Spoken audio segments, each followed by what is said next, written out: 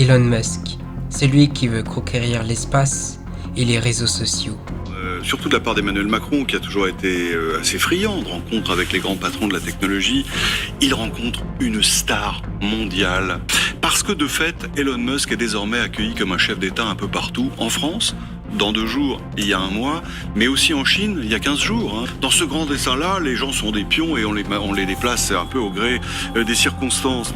Jeff Bezos, celui qui a été décoré de la Légion d'honneur par Emmanuel Macron. Je demande à tous mes employés de se réveiller terrifiés, en sueur. Ils doivent avoir peur des clients, pas des concurrents. Cela disait en gros, si vous faites une dépression nerveuse en travaillant ici, on ne paiera pas vos soins. Il semble évident que les géants de la tech prennent un rôle décisif dans la géopolitique. Est-ce là un avant-goût d'un avenir dystopique où l'humanité serait régie sous un système techno-féodal? Est-ce que nous serions capables de nous rappeler des enseignements de Robespierre que l'on a vus dans la précédente vidéo pour pouvoir organiser les révolutions de demain? Venez avec moi et explorons le futur avec la bande dessinée Shangri-La. Shangri-La, écrit par Mathieu Bablé, nous emmène dans un lointain futur, où la Terre est devenue inhabitable, où l'humanité vit cloîtrée dans un vaisseau. La première chose que l'on remarque, c'est la beauté des dessins, par des couleurs vives, accentuées par le noir absolu de l'immensité de l'espace. On est comme transporté dans un univers à la fois intimidant par cette immensité du vide sidéral, et on est émerveillé par ces joyaux cosmiques. Et cela est totalement opposé au dialogue et à l'histoire racontée par Mathieu Bablé. Il expose la part sombre de l'humanité par la violence et la cruauté.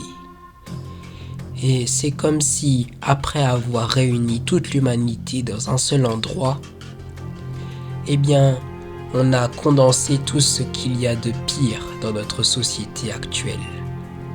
Comme par exemple, devoir vivre dans un appartement assez large pour qu'une seule personne puisse être debout, ou bien même devoir travailler sans même savoir pourquoi.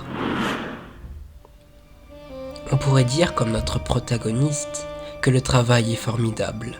Ah, le travail c'est la condition du bonheur. Tel que tu me vois, je ne peux pas être plus heureux. Il voit le travail comme réalisation de soi. En effet, il est le moyen de réaliser en pratique ce que l'on a pensé de manière subjective. Et en plus, il y a la satisfaction du travail accompli. Pourtant, force est de constater qu'il y a bien des gens qui trouvent leur travail comme une activité déshumanisante. Et il faut revenir à l'origine du mot travail, qui vient de tripalium, qui signifie instrument de torture. Et ici, notre protagoniste ne sait même pas pourquoi est-ce qu'il travaille. Karl Marx voyait également le travail comme dépossession de soi. En quoi consiste la dépossession du travail? D'abord dans le fait que l'ouvrier ne s'affirme pas, qu'il ne s'appartient pas à lui-même, mais à un autre. Ici, le travail n'est qu'une contrainte extérieure. Il ne répond qu'aux besoins essentiels comme manger, boire, dormir. Notre protagoniste n'est qu'un exécutant.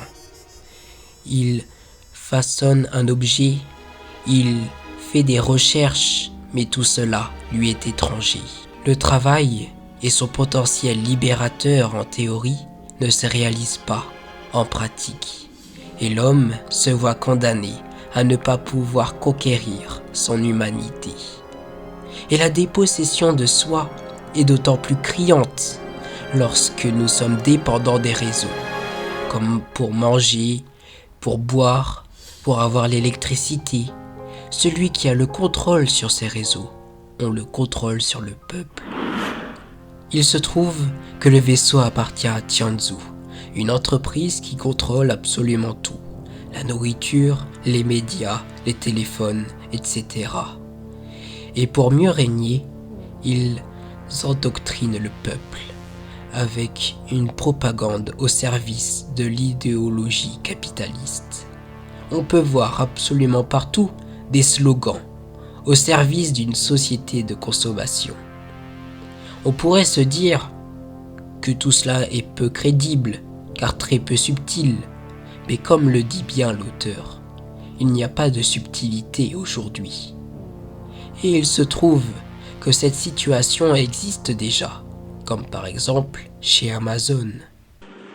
14 mantras affichés en gros caractères au-dessus des employés dans les entrepôts du monde entier, comme ici à Brétigny-sur-Orge, en région parisienne.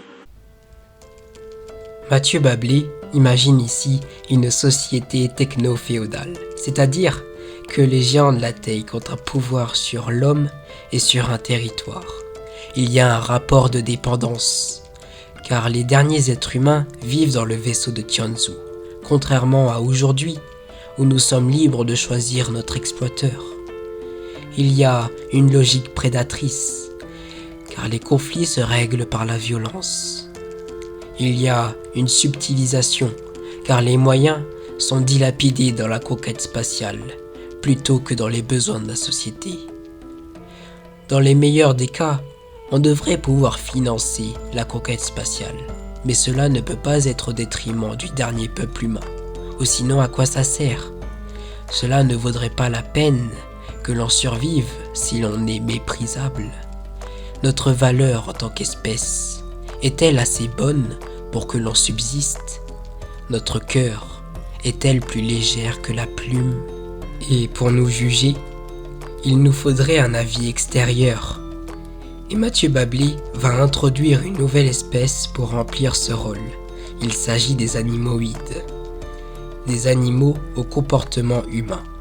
Et il semble qu'ils nous ont bien cernés, eux qui sont victimes de racisme.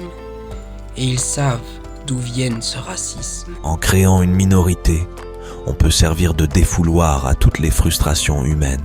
Ils comprennent notre aliénation, c'est-à-dire notre allégeance à un système qui nous détruit. Il est compliqué de faire comprendre aux gens que leurs habitudes peuvent avoir des conséquences. Malgré tous nos défauts, ils partagent notre espoir d'une vie meilleure. Et ils font le pari que cela vaut la peine de se battre ensemble. Et ils organisent une révolution. Hélas, ce pari s'est avéré perdant et personne ne survit à la tentative de révolution. Une fin tragique, mais pas étonnante. Lorsque l'on regarde les différentes œuvres de science-fiction, on remarque que le désespoir et la violence sont récurrents. Mais il faut comprendre pourquoi. Dans Shangri-La, la fin tragique était annoncée d'avance, car la première scène de la bande dessinée nous montre le dernier être humain mourir. Et l'explication de cette tragédie tient dans cet extrait. Les hommes ont eu la terre, ils ont eu leur chance. C'était déjà trop tard pour l'humanité, car ils n'ont pas su empêcher leur effondrement, car ils n'ont pas su changer à temps. Si nous, aujourd'hui, sommes incapables de changer, alors nous allons vers notre extinction. Et ce n'est pas quelque chose que l'on peut procrastiner. Il s'agit d'un avertissement terrible, mais pour faire mieux passer la pilule, le faire à travers une œuvre de science-fiction est une bonne idée.